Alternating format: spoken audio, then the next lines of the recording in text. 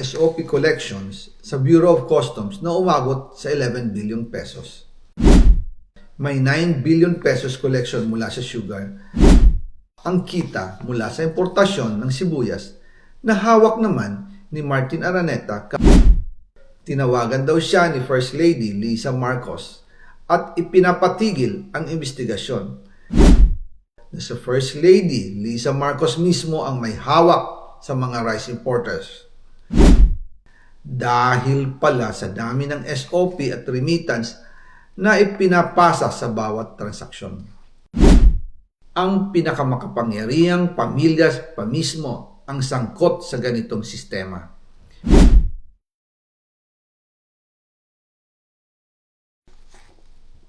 Ngayon naman po, tungkol sa kampanya nitong 2025 elections, nagkwento sa akin si dating Speaker Martin Romualdez. Kinausap daw siya ni PBBM sa Tacloban para tumulong sa gastusin ng mga kandidato mula national hanggang local candidates. Ang sagot ni Speaker, naibigay na niya ang SOP collections sa Bureau of Customs na umabot sa 11 billion pesos. Dagdag pa dyan, may 9 billion pesos collection mula sa sugar na ayon mismo sa kanya ay pinaghahatian lang ng 5 kumpanya para makontrol nila ang presyo ng asukal sa merkado. At iba pa ang kita mula sa importasyon ng sibuyas na hawak naman ni Martin Araneta, kapatid ni First Lady Lisa Araneta Marcos. Kung matatandaan ninyo, noong 2022, nagkaroon po ng investigasyon sa Kamara na pinangungunahan ni Congressman Toto Swansing dahil sobrang taas ng presyo ng sibuyas. Umabot ng 600 pesos kada kilo. Gayong dapat ay nasa 80 pesos lang. Doon lumabas ang pangalan ni Martin Araneta bilang isa sa mga nasa likod ng kontrol sa importasyon ng sibuyas. Pero hindi po natuloy ang investigasyon. Ang sabi ni Speaker, tinawagan daw siya ni First Lady Lisa Marcos at ipinapatigil ang investigasyon. Kaya walang natuloy at walang naparusahan. Dahil pala, kontrolado ng kapatid ng First Lady ang importasyon ng sibuyas. Ganito rin po ang nangyari sa bigas.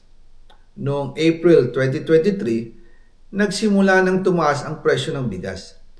Kaya iminungkahi ko kay Speaker Martin Romualdez na kung pwede ay mag-angkat tayo ng 13 million metric tons para sa buong taon. Ang layunin ko po ay mapababa ang presyo ng bigas sa 22 pesos kada kilo. Pero hindi po ito inaprubahan ng Pangulo noong sila ay nasa Clark. Dahil doon, sumipa ang presyo ng bigas na umabot ng 55 pesos kada kilo hanggang 2024. Noong 2024, kinausap ko ulit si Speaker Martin Romualdez na kung pwede makausap namin si Secretary Laurel Chu ng Department of Agriculture at Secretary Ralph Recto ng Department of Finance para maibaba ang taripa ng bigas mula 35% to 15%. Sinabi ko kay Speaker Martin Romualdez na kung pababayaan natin ang patuloy ng pagtaas ng presyo ng bigas at umabot ito sa 60 pesos kada kilo, siguradong magagalit na ang taong bayan. Posibleng magrevolusyon na ang mga tao at tiyak na maapektuhan dito ang mga kandidato ng administrasyon sa 2025 elections. Isa sa mga patunay na hindi na masaya ang taong bayan ay ang pagbaba ng approval rating ng Pangulo noong panahon na iyon dahil sobrang taas na ang presyo ng bigas. Nangyari po ang meeting at halos inaabot kami hanggang alas 2 ng umaga, nakikiusap, nagpapaliwanag. Buti na lang, matapos ang matagal na negosasyon, pumayag din sila. At di nagtagal, inanonsyo na rin sa publiko na ibaba ang nangbuwis sa bigas. Ngunit, matapos ang 4 hanggang 6 na buwan, hindi pa rin bumababa ang presyo ng bigas. Kahit ibinaba na ang taripa nito, Kaya iminungkahi ko kay Speaker Romualdez na magpatawag ng investigasyon tungkol sa bigas sa pamamagitan ng Quinta Committee hearings. Habang iniimbestiga nito ng Quinta Committee na pinamumunuan ni Congressman Joey Salceda, bigla na lang itong pinahinto ni Secretary Kiko Laurel Chu matapos niyang ipakita ang isang confidential report. Nakasaad dito na si First Lady Lisa Marcos mismo ang may hawak sa mga rice importers. Ayon kay Secretary Laurel, maaapektuhan daw ang First Lady kung itutuloy ang investigasyon dahil kasama raw nila sa Vietnam visit ang ilang importer ng bigas at nag-dinner pa raw sila roon. At nung araw din yun, tumawag si Congressman Sandro Marcos kay Speaker Romualdez upang ipatigil ang House investigations tungkol sa bigas as instructed ng Pangulo.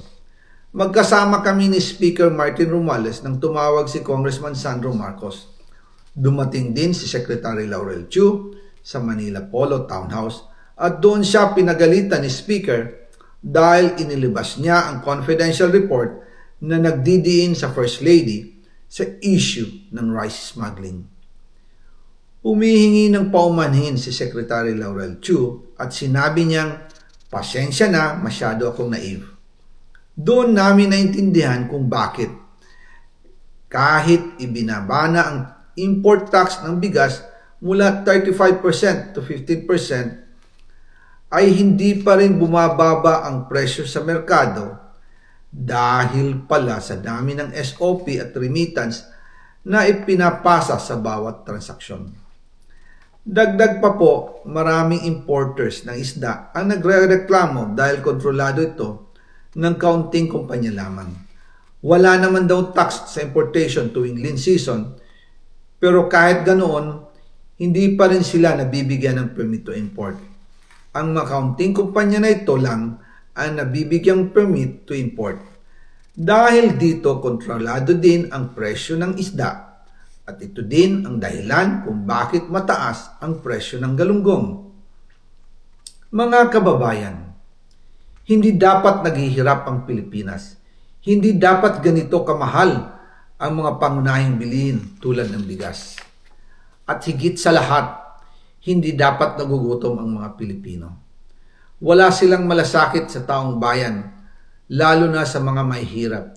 Inaabuso ang kapangyarihan. Nagiging negosyo ang pera ng taong bayan. Masakit man tanggapin, pero ito ang katotohanan. Ang pinakamakapangyarihang pamilya pa mismo ang sangkot sa ganitong sistema. Mula sa Pangulo, First Lady, hanggang sa anak, sila mismo ang nagtatakda, kumukontrol, at nakikinabang sa mga transaksyon dapat sanay para sa kapakanan ng sambayanan. Hawak at kontrolado nila halos lahat ng ahensya, kaya nagagawa nilang itago ang katotohanan. Sa mga susunod na araw, marami pa po akong isisiwalat. Maraming salamat sa inyong oras at patuloy na pag-unawa. Naway, magising tayo sa katotohanan at sama-sama nating hanapin ang hustisya para sa bayan. Diyos mabalos po sa Indogabos.